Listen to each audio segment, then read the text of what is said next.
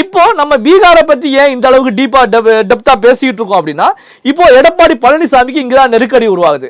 இப்போ பாஜகவை பொறுத்த வரைக்கும் அதே ஃபார்முலாவை தூக்கி தமிழ்நாட்டில் போடுவாங்க. தமிழ்நாட்டில் போட்டு என்ன சொல்லுவாங்க அப்படின்னா, எடப்பாடி பழனிசாமி அவர்கள் இந்த அலையன்ஸ் உருவாகி பல மாதங்கள் கடந்தாச்சு, ஆனா இன்னமும் ஒரு கூட்டணியை உருவாக்கவே இல்லை. அதிமுக பாஜக அப்படிங்கிற ரெண்டு கட்சிகள் தான் இருக்காங்க. ஆனா எடப்பாடி பழனிசாமி செல்லக்கூடிய திசைகள்ல எல்லாம் மெகா கூட்டணி உருவாகும்.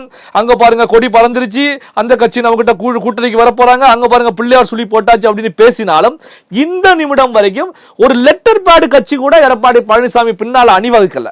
அப்போ பாத்தீங்கன்னா இப்போ எடப்பாடி பழனிசாமி அவர்களுக்கு ஒரு கூட்டணியை உருவாக்க வேண்டிய கட்டாயம் ஏற்படுது. என்ன கட்டாயம் அப்படின்னா, நாம ஒரு கூட்டணியை ஃபார்ம் பண்ணல அப்படின்னா பாஜக இப்போ என்ன முன்வைப்பாங்க அப்படின்னா, கூட்டணி கணக்க நாங்க பாத்துக்கிறோம், யார் யாரை கொண்டு வரணுமோ எப்படி பேசி கொண்டு வரணுமோ அதையெல்லாம் நாங்க பாத்துக்கிறோம், உனக்கு ராஜ்யசபா சீட் கொடுக்கும், உனக்கு அதை கொடுக்கும், இதை கொடுக்கும், நாங்க எடுத்துட்டு நாங்க எங்கள் தலைமையில ஒரு அலையன்ஸை நாங்க உருவாக்கிக்கிறோம்.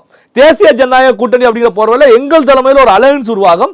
இப்போ பாத்தீங்கன்னா கூட்டணியை பொறுத்த வரைக்கும் அதிமுக கூட கூட்டணி, அதாவது அதிமுக ஒரு கட்சி, அதே நேரத்தில் பாஜக தலைமையில பல கட்சிகள் தேசிய ஜனநாயக கூட்டணி அப்படின்னு ஒன்று ஃபார்ம் பண்றோம்.